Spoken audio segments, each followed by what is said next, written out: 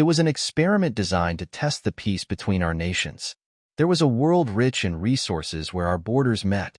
The soil was nurturing, and below that the bedrock held many valuable and needed ores. We were peaceful in our coexistence, but little else.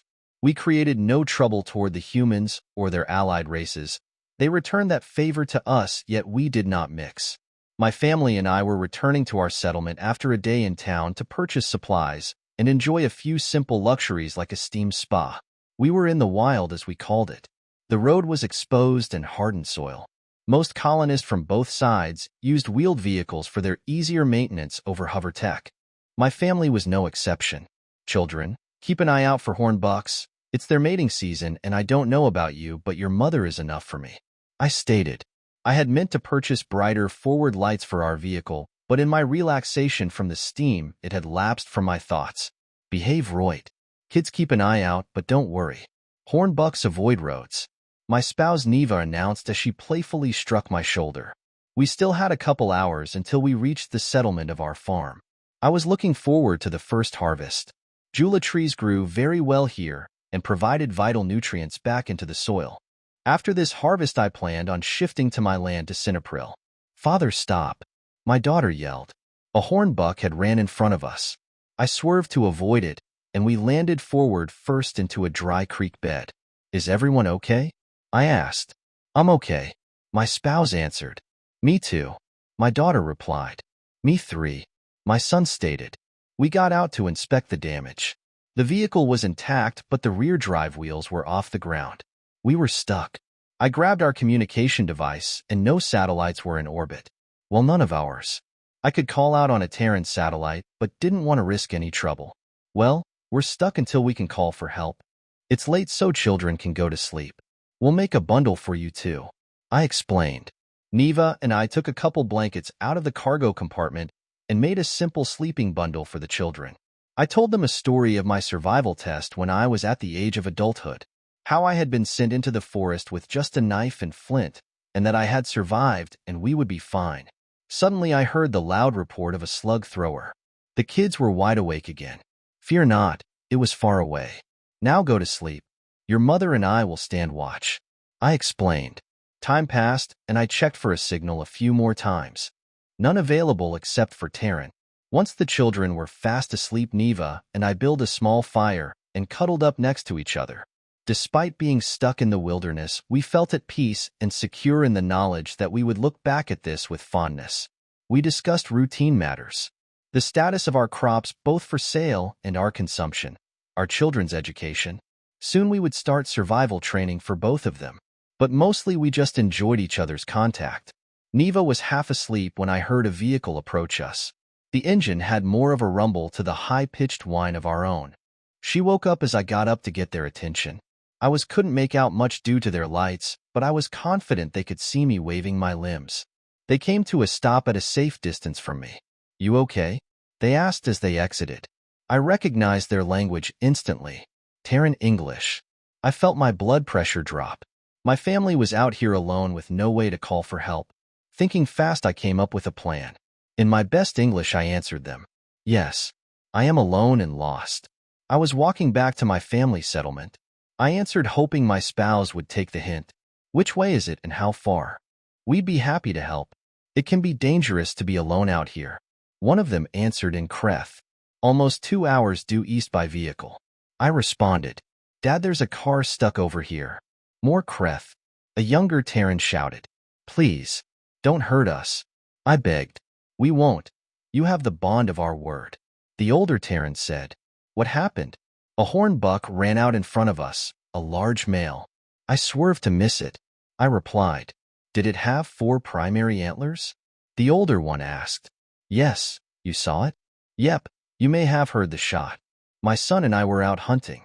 But let's take a look at your car, he suggested. Back wheels are off the ground, no other apparent damage. I reckon we could easily pull them out. The younger Terran, maybe a human, stated. I was amazed and grateful that they were speaking to each other in Kreth. It did a lot to reduce my fear. Your car, your call. I can use my truck's chain to pull you out. Might damage your car a tad, or you can use our comm to call for help and we'll be happy to wait with you. The older one explained.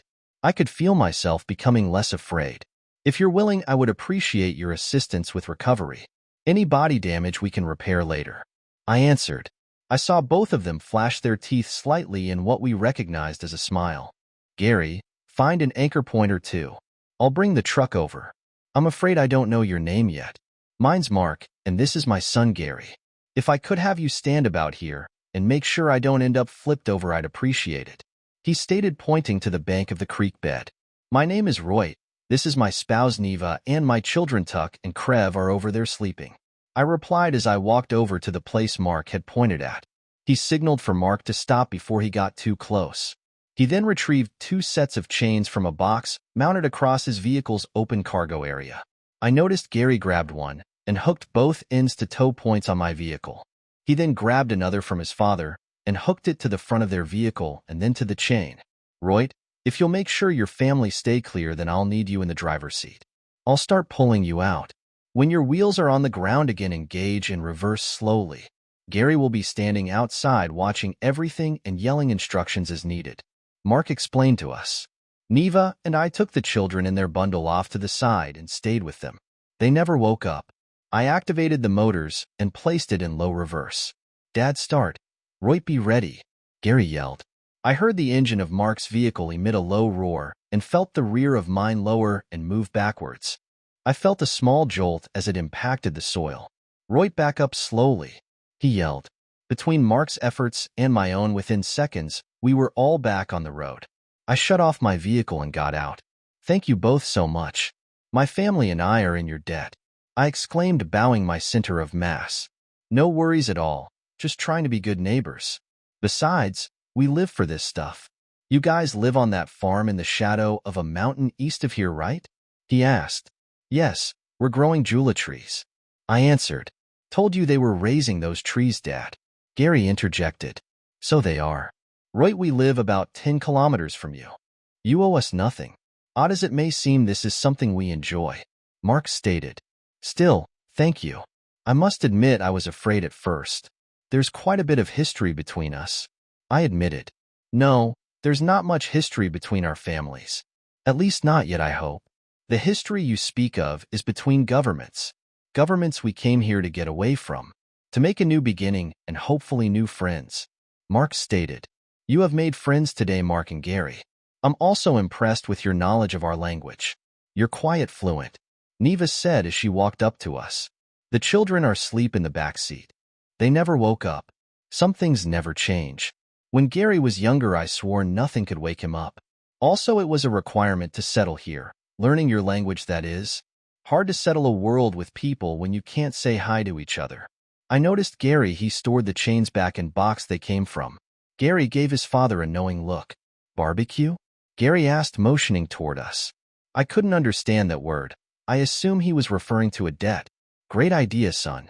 Roy, in a couple days we're going to cook and eat the horned buck Gary shot. We would be honored to have your family over as our guests. We'd love to introduce you to some Appalachian and earth foods. I was honored by this. I couldn't speak. It would be our honor. Is there anything you need us to supply? Neva asked. We've never had Kreth food. We'd love to try it if you're okay with that, Mark answered. We have a few dishes we can make I think you'll enjoy. Neva replied. Yes. Our day of renewal is approaching. A holiday in which we commit to new beginnings and put the past aside. I think this would be a great dedication of it, I stated. I'll have to research this holiday. I hope celebration with beer is appropriate. With that, Mark gave us the coordinates for his family's farm and a way to reach us over both Terran and Kreth networks. As they left and I got back in the driver's seat, I thought to myself, perhaps war truly can end.